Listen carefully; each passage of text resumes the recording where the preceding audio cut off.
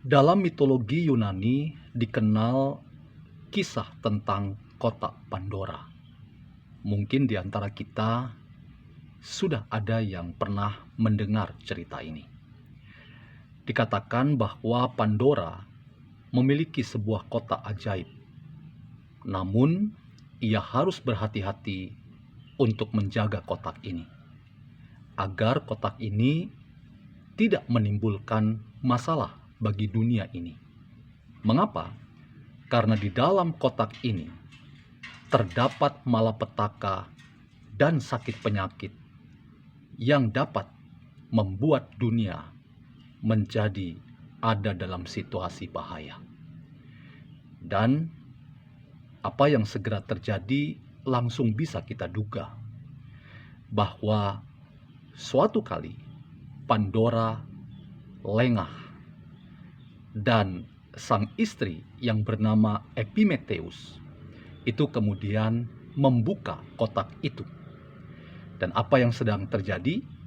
Yang terjadi adalah keluarnya seluruh malapetaka dan berbagai jenis penyakit yang sangat mengerikan yang menyeruak menuju seluruh penjuru dunia untuk menyebar teror dan ketakutan dengan suara lengkingan yang sangat menakutkan.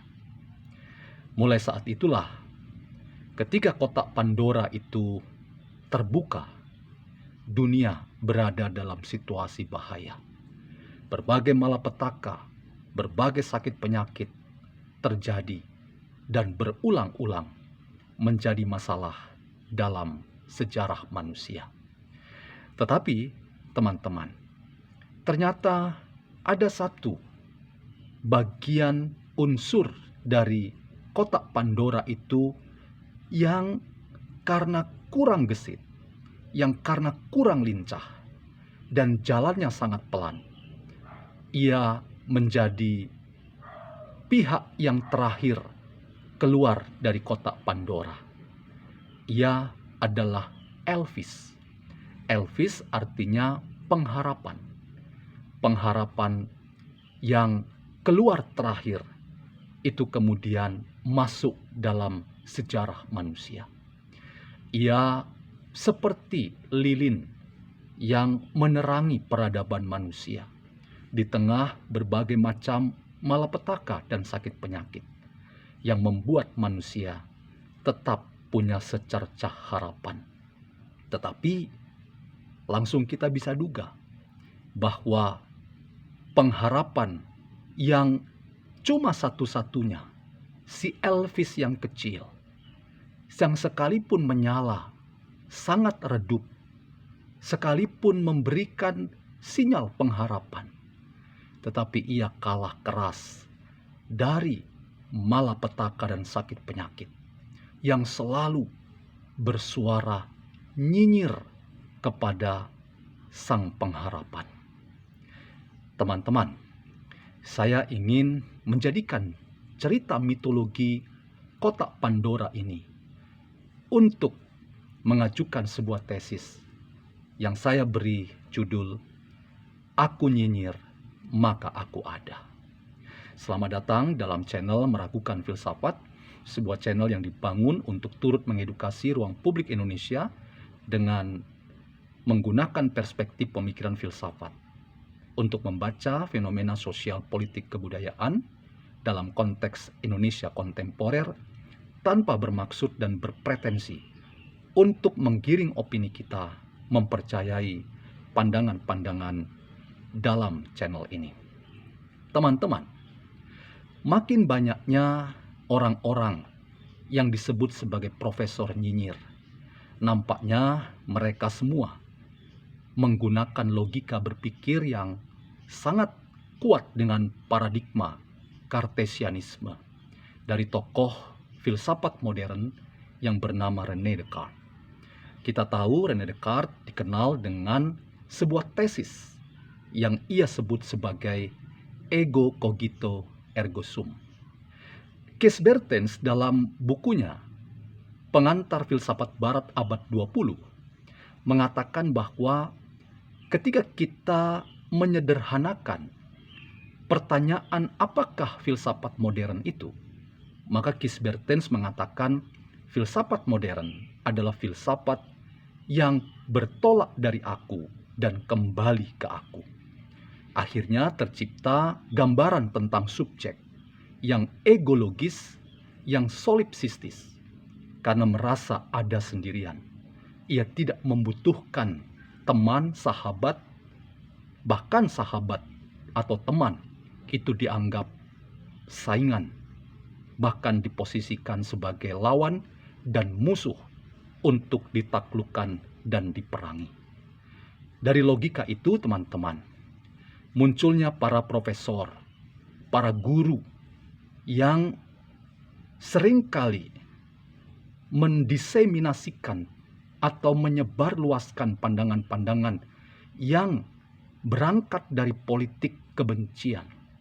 Bahkan saya ingin menyebut mereka menggunakan paradigma filsafat aku nyinyir maka aku ada.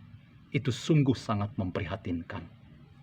Itulah kategori malapetaka dan berbagai sakit penyakit, patologi sosial yang membuat kita kehilangan pengharapan tentang berbagai macam tugas kita dalam menata kehidupan berbangsa dan bernegara kita, termasuk demokrasi di tanah air kita. Apakah nyala dari pengharapan? Apakah Elvis yang kecil itu, yang jalannya pelan dan tidak gesit, itu tetap bisa bersinar, bahkan cahayanya semakin banyak, yang diwakili dari kita semua, yang tetap berpengharapan dan berpikir positif apresiatif tentang dinamika kehidupan kebangsaan kita saat ini? Ataukah kita termasuk dalam deretan para guru, para profesor yang menyandang sebagai guru yang ternyata hanya menggunakan paradigma aku nyinyir maka aku ada? Sekali lagi teman-teman, saya ingin mengatakan bahwa negara kita memang bukan negara yang sempurna. Artinya banyak hal yang di sana sini memperlihatkan kekurangan-kekurangannya. Tetapi apakah dengan catatan kekurangan di sana sini kita tetap kehilangan harapan dan makin kita lihat itu sebagai celah untuk kita kritik habis-habisan tanpa pernah menawarkan solusi konstruktif terkait dengan apa yang seharusnya kita lakukan ke depan sebagai sebuah bangsa, sebagai sebuah negara? Apakah kita tidak boleh berharap bahwa setelah kita tahu berbagai macam catatan kritis atas dinamika demokrasi di tanah air kita, kita tetap punya secercah harapan yang datang dari para guru-guru bangsa kita yang seharusnya mengedukasi kita, bukan menebar ketakutan dan menebar sakit penyakit, menebar malapetaka yang membuat kita tidak melihat harapan-harapan yang masih muncul dalam sudut-sudut republik kita yang kita cintai sama-sama.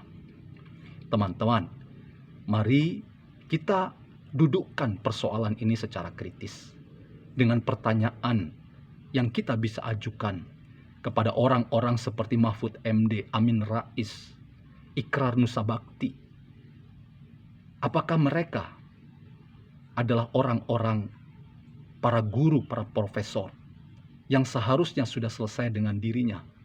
Apakah tampilan saat ini ketika mereka memoles diri, mencitrakan diri mereka sebagai seorang profesor nyinyir, jangan-jangan mereka menggunakan paradigma Kartesianisme tadi, paradigma filsafat modern, ego cogito ergo sum, yang mereka aktualisasi saat ini, aku nyinyir maka aku ada. Melawan itu teman-teman, mari kita menggunakan tesis dalam pemikiran filsafat postmodernisme, yaitu ego respondeo ergo sum. Kita harus menjadi seperti Elvis, di tengah banyak patologi sosial, di tengah banyak malapetaka dan penyakit-penyakit yang kita lihat dalam kehidupan berbangsa bernegara kita, yang hari-hari ini tidak baik-baik saja.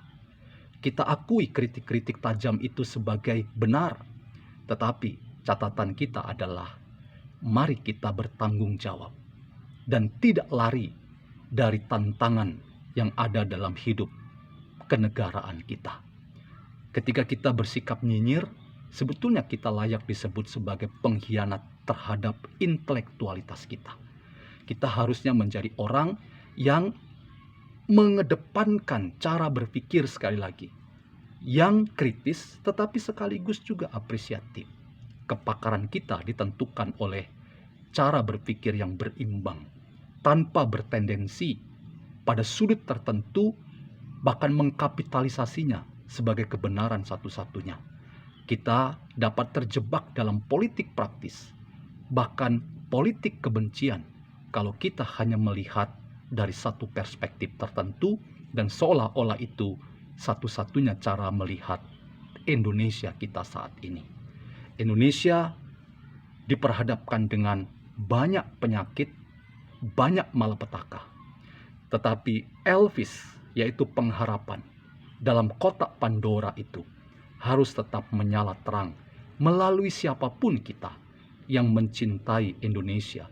Demokrasi kita yang sehat ditentukan oleh pengharapan-pengharapan yang datang dari kita semua. Aku nyinyir, maka aku ada, yang diperlihatkan oleh para profesor-profesor itu harus diantisipasi, bahkan dikalahkan dengan aku bertanggung jawab, maka aku ada. Seorang yang bertanggung jawab, ia menggunakan perspektif yang kritis tetapi sekaligus juga apresiatif. Selamat menjadi Indonesia yang tetap menyalakan lilin pengharapan Elvis di tengah-tengah banyak tantangan kita. Jangan mau nyinyir, tapi rayakan perbedaan perspektif kita melihat Indonesia dan menyalakan pengharapan yang harusnya tetap kita lihat di tengah-tengah tantangan yang tidak mudah saat ini.